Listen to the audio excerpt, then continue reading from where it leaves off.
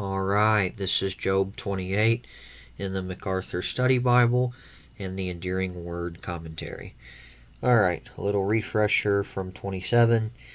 Basically, Job said that he would hold on to his righteousness. He's not going to let it go. So, he's not letting go of his integrity at all. He will say that he is a righteous man.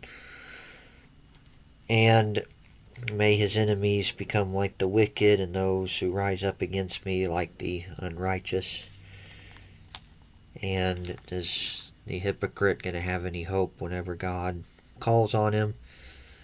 And then pretty much he says that, the wicked will ultimately be destroyed. So that's kind of the gist of 27. And Job will continue in 28, and he's going to talk about wisdom. Alright, so the first section of this chapter, man in the search for material treasure. Alright, and then the first 4 verses, man seeks after treasure in the earth. Surely there is a mine for silver and a place where gold is refined. Iron is taken from the earth, and copper is smelted from ore. And man puts an end to darkness and searches every recess for ore in the darkness and in the shadow of death. He breaks open a shaft away from the people in places forgotten by feet. They hang far away from men, and they swing to and fro. Okay, so MacArthur actually goes ahead and sums up this chapter, so I'll go ahead and read that. Though Job had agreed that the wicked do suffer, that explained nothing in his case, since he was righteous. So Job called on his friends to consider that maybe God's wisdom was beyond their comprehension, and that's the theme of this chapter. The wisdom of God is not gained by natural or theoretical knowledge. What God does not reveal, we can't know. Deuteronomy 29:29 says the secret things belong to the Lord. We only know what He wants us to know, and ultimately that's in His Word. Alright, and then Enduring Word says in the first verse, surely there is a mine for silver and a place where gold is refined. So Job considered the way men search for precious and useful metals like silver, gold, iron, and copper. In this chapter and its place in the book of Job is the source of some controversy. Most scholars find it impossible to believe that Job ever recited this poem, and they find it quite incompatible with what comes before and after, according to Anderson. And yet, this poem also seems to be too calm and too thoughtful and too reflective to be one of Job's friends. And some scholars think that the poem doesn't belong to the book of Job at all, and that some later scribe inserted it into the book. And there are 2 good solutions, and the better solution is to say that this is indeed Job's work, and the other solution is to say that this chapter is the inserted observation of the anonymous author of the book of Job. And Anderson again, he says this: because we think that Job is a story, we find it appropriate that this interlude is spoken by the storyteller, and it sums up the case as it stands at this point. It emphasizes the failure of the human mind to arrive at the hidden wisdom, and so far from interfering with the Lord's speeches, it lays the foundation for them by showing their necessity for the coming speeches. That, God's wisdom is higher than man's understanding, and we really don't know how God always really does things. Yeah, his ways are higher than our ways, right? Alright. And, yep. And verse 3, yeah, man puts an end to darkness and searches every recess for ore in the darkness and the shadow of death. So continuing with the endearing word, Job explained how men diligently sought after these precious and useful metals. They light up dark places. Yeah, man puts an end to darkness, and they search every recess. They dig to break open a shaft away from the people, and even personally endanger themselves. They hang far away from men. They swing to and fro. All right, and then Clark says, this chapter is the oldest and finest piece of natural history in the world and gives us very important information on several curious subjects. And we could ascertain the precise meaning of all the original words. We might most probably find out allusions to several useful arts which we are apt to think are of modern or comparatively modern invention.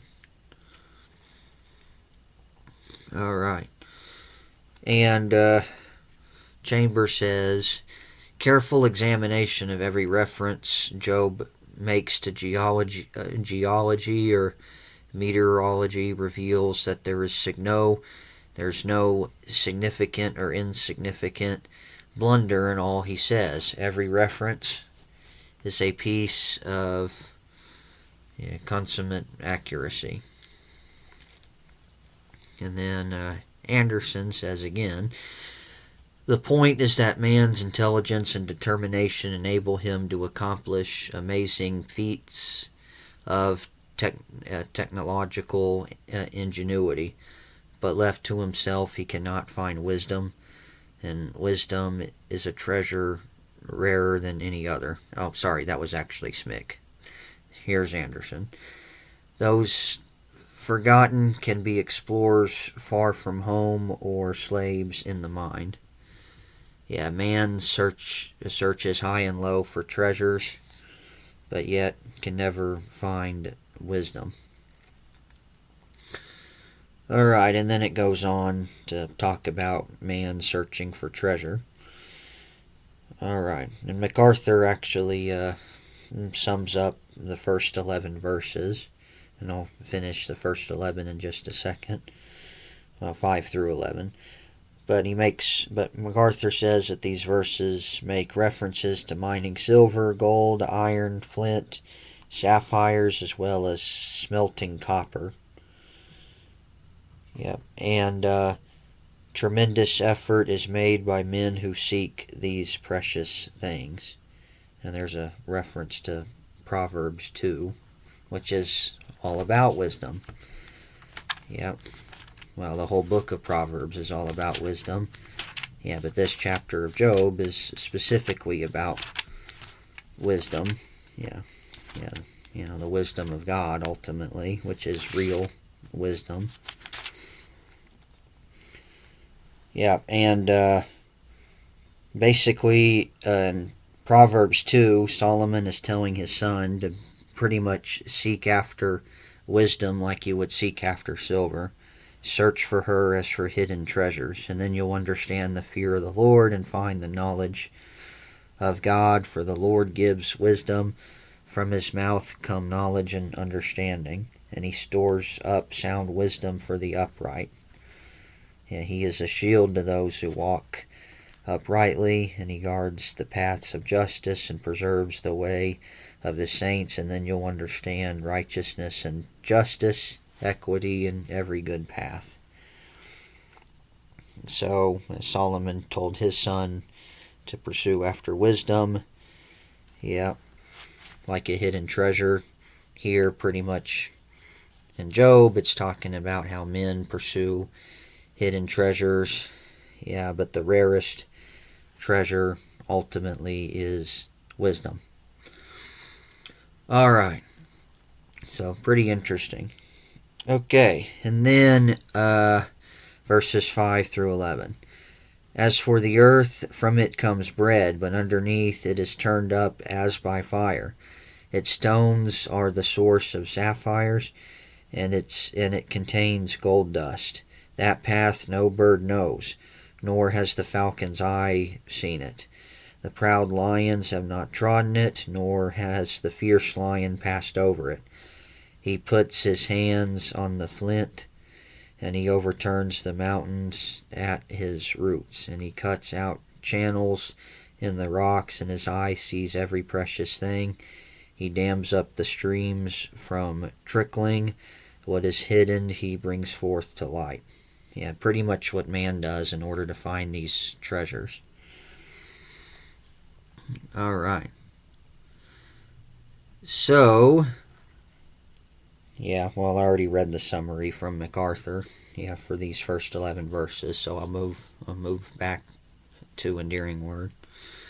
Alright, so Job continued to paint the picture of the earth as a treasure house of value and riches for those who are willing to work hard and search diligently for these riches. Bradley says, above spreads the surface of Mother Earth, with her waving cornfields rich with human sustenance. Below her very entrails are torn and devastated as by flames. Yeah, and sometimes in order to get to these treasures, you may have to do some blasting, in order to get there. Yep. So, anyway. Now, of course, in these old days, you didn't have dynamite or TNT to blast through caves, in order to get in there to find treasure, but anyway.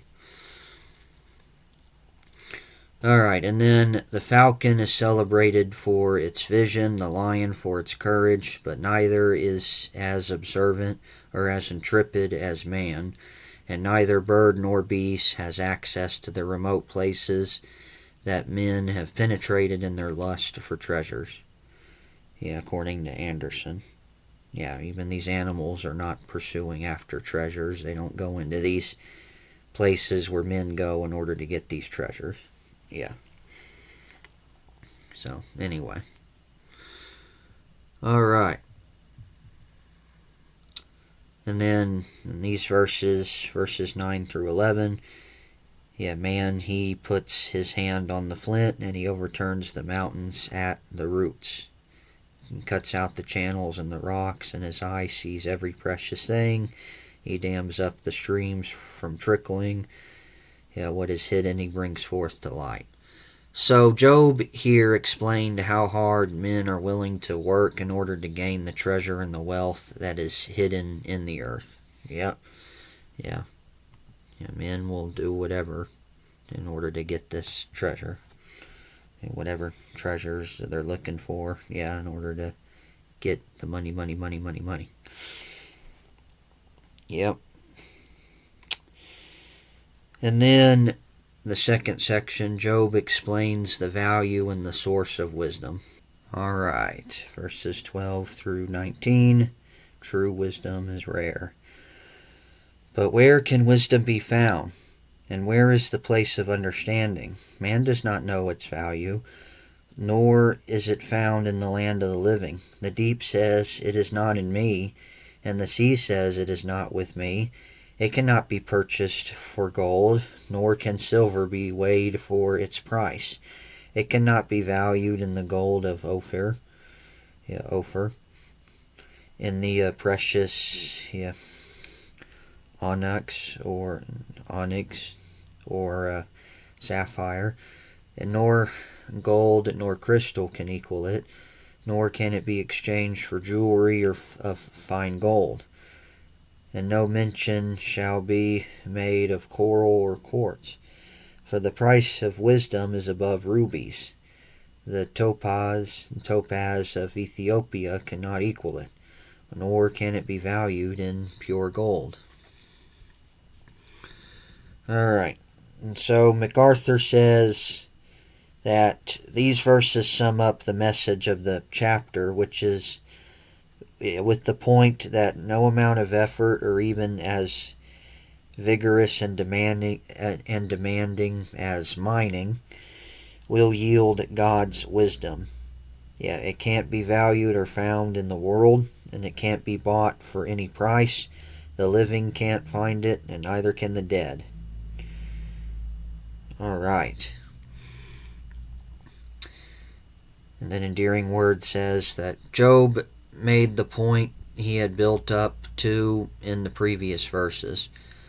So men search hard and are willing to endure danger for the sake of riches of this earth.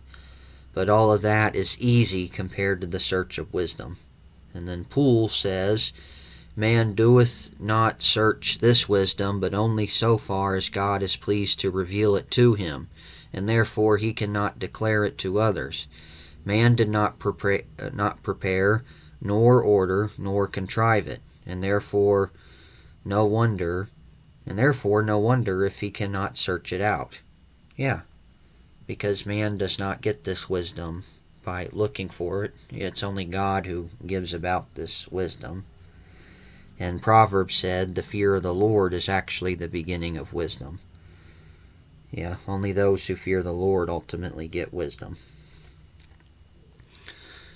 Alright, and then it says that the deep says, it's not in me, and the sea says, it's not within me.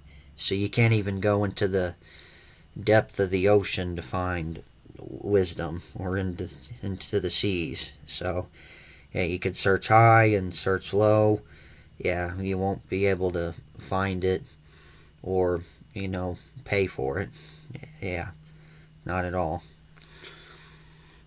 And Job spoke here about how rare wisdom is, making it all the more valuable among men. Indeed, it cannot be purchased for gold, and it's therefore worth more than all those precious metals that man works hard to get. Alright, and then Anderson says, the logic of saying in one breath, it isn't there, but even if it were, you couldn't buy it. It's often met in the Bible. Yeah, it isn't there, or it's not in me. Yeah, but even if it were, you couldn't buy it. Yeah. Alright, and then there's this reference to wisdom not being valued in the gold of Ophir.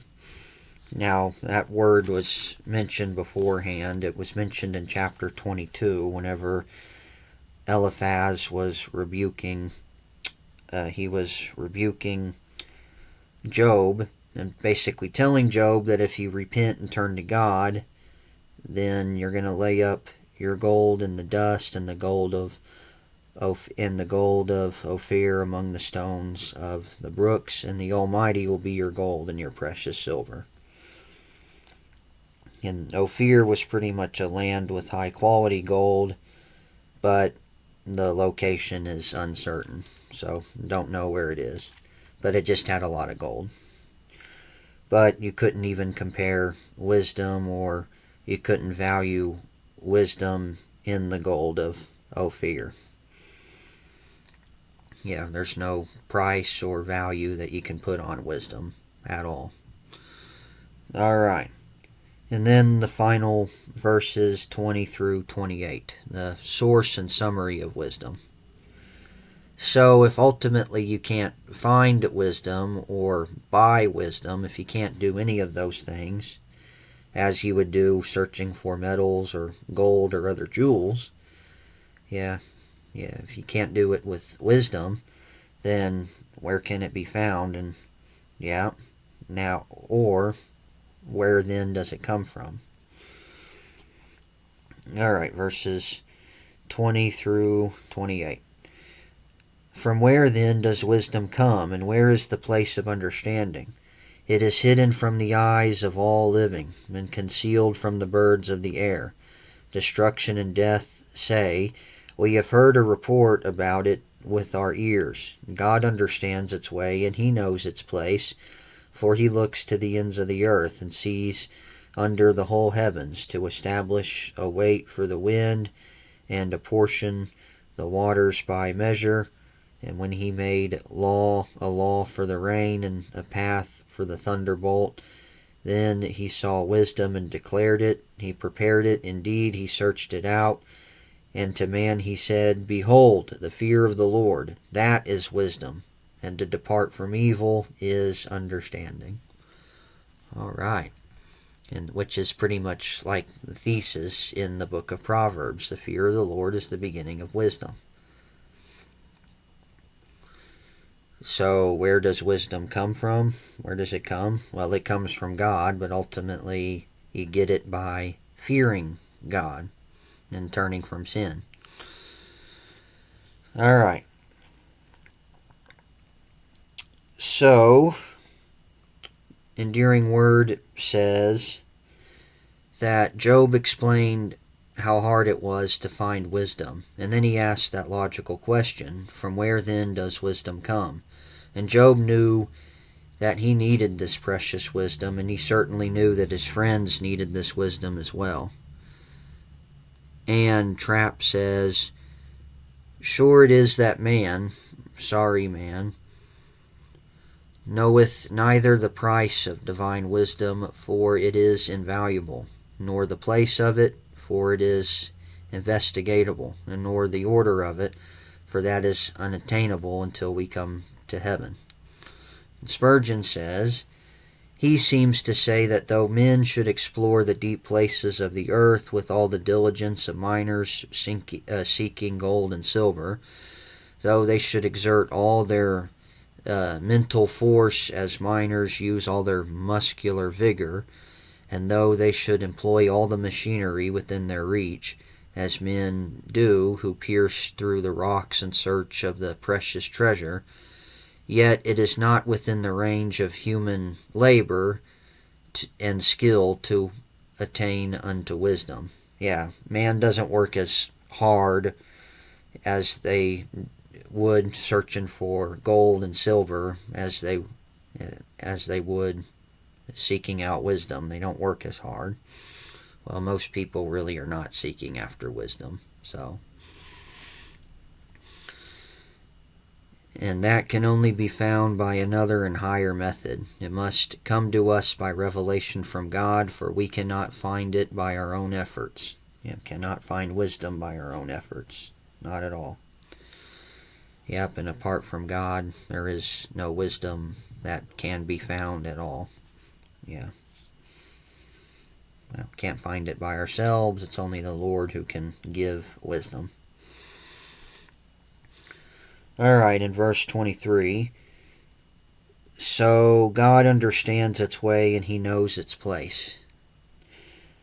So MacArthur says that these are perhaps the most important thoughts in the chapter for the debates. Job and his friends had probed God's wisdom for 3 court rounds and basically arrived nowhere near the truth. Finally, Job made the point clearly that the divine wisdom necessary to explain his suffering was inaccessible to man. Only God knew about it because he knows everything. True wisdom belongs to the one who is the Almighty Creator. Yeah, one can only know it if he declares it to him. Yeah, as I said towards the beginning, the secret things belong to the Lord. Yeah, and we only know, what happened behind the scenes when it came to Job's suffering because God told it to us.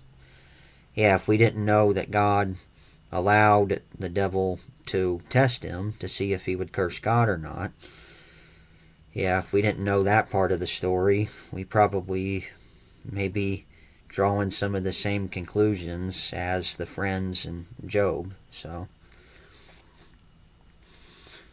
anyway, yeah, we only know that backstory in the beginning because God told us. Yeah, but even still, that's still beyond our, wisdom. I mean, yeah, it's still beyond our way of thinking. Yeah, it's hard to wrap our minds of, God allowing the devil to do that, It doesn't seem to make sense in the mind, but it makes total sense in God's mind, with him allowing that to test Job. Yeah. All right. And Enduring Word says that Job knew the answer to his own question. He knew that God understood wisdom and its source. So, where then does wisdom come? Well, it comes from God. God understands its way and he knows its place. So, there's that answer to that question. Where can it be found and where does it come from? God knows. Alright, and Morgan says, this indeed at once our confidence and our comfort, God understandeth. These things that perplex us, they do not perplex him. The mysteries by which we are surrounded are no mysteries to him. Smick says, having shown God as the source of wisdom, the author now makes his application to man. Man must look to God for wisdom. Man may share in it only through a knowledge of the revealed mind of God. And where do you get that? In the Word. The Bible is God's wisdom revealed to us. So if you want real wisdom, get it from the Word. And fear God. Alright. And then, verse 25, to establish a weight for the wind and apportion the waters by measure, when he made a law for the rain and a path for the thunderbolt. Basically, creation. So, the same God who masters the natural world has the riches of wisdom at his disposal. He demonstrated his own wisdom and power through the design of the natural world. Basically using wisdom to create the world. Alright. And the final verse says, behold, the fear of the Lord, that is wisdom, and to depart from evil is understanding. Alright. So MacArthur says that Job had made the connection that others would not. While the specific features of God's wisdom may not be revealed to us, the alpha and omega of wisdom is to revere God and avoid sin. Pretty much the beginning to the end of wisdom, really the main gist of it is to revere God and avoid sin. Proverbs, the end of Ecclesiastes says pretty much you just obey God. That's really the only thing worth doing. Because everything else is all vanity. So, and even just pursuing wisdom in and of itself apart from God, that's also vanity. Alright. So you need to revere God and avoid sin if you want to be wise. And kiss the feet of the Son in in Psalm 2. Come to Jesus. That's how you are wise, and humble yourself before God. That's also being wise. Leaving the unanswered questions to him and trusting submission. That's also being wise. Just trusting even if the questions are not answered. All we can do is trust and obey. For there's no other way to be happy in Jesus than to trust and obey, as that hymn says. And that is enough wisdom. This is the wisdom of Proverbs 1 through 2. And the wisdom we need to pursue after like a hidden treasure. And one may never know the reasons for life's sufferings. We may not always really know the specific reason. We wouldn't have known the reason in Job's case if it wasn't talked about in the beginning. So, but even still, when we don't know the answer, we just need to be wise enough to trust in God and pretty much say what Job said in the beginning. The Lord gives and he takes away. Yeah, and he does test. But, yeah, blessed be the name of the Lord. And yet, even though he slay me, yet I will still trust him. Yeah, those are some wise sayings. Alright, and then Endearing Word finishes this out. So Job concluded this great speech by coming back to the touchstone of revelation. Since true wisdom comes from God, it is found by being in right relationship with him, fear of the Lord. And it is shown by a life that does depart from evil. Yeah, turning from sin, repenting. Yeah, coming to Christ ultimately and turning from sin. And Job understood what the later psalmist also understood. The fear of the Lord is the beginning of wisdom, Psalm 111:10, an idea that's repeated in Proverbs 9:10 and 15:33, and I think also in Proverbs 1:7. Turn there real quick. Yeah, Proverbs 1:7. Yeah, there it is. The fear of the Lord is the beginning of knowledge, but fools despise wisdom and instruction. Yep, and that's the overarching theme of the book of Proverbs.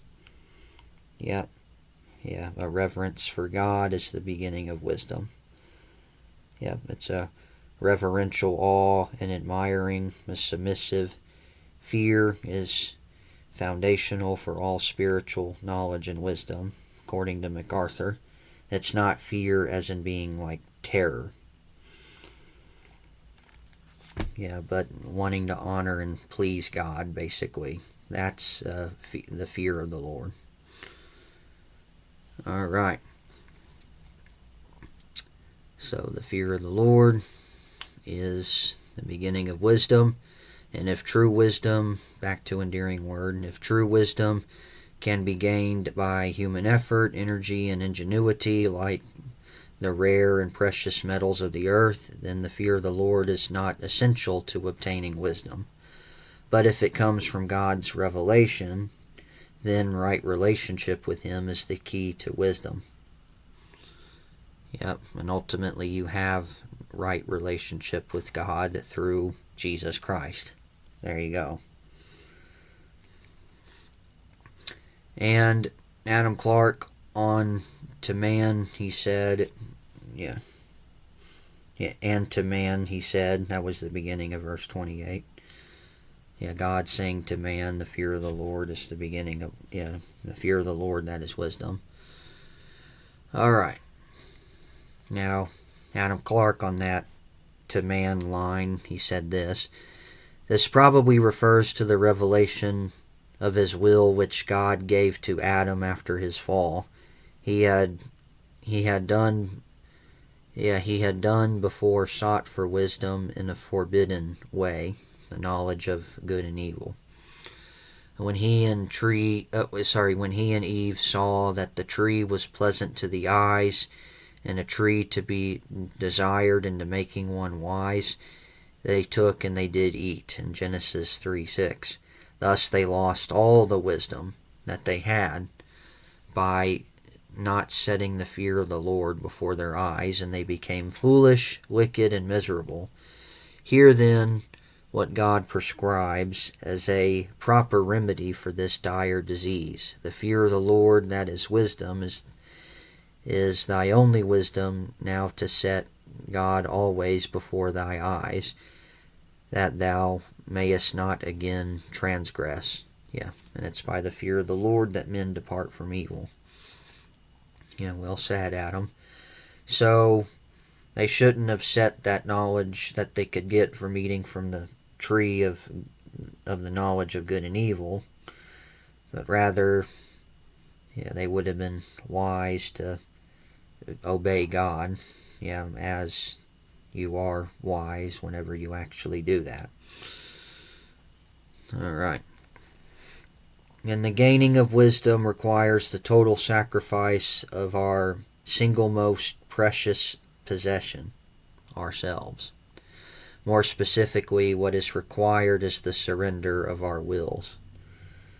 And as Jesus said, if you want to be my disciple, you must deny yourself and take up your cross and follow me. Yeah, and that's also how you are wise. Yeah, which that would involve turning from sin. So if you want wisdom, then come to Christ and fear God and turn from sin if you want wisdom. And if you lack wisdom, according to James, let him ask of God. Yeah.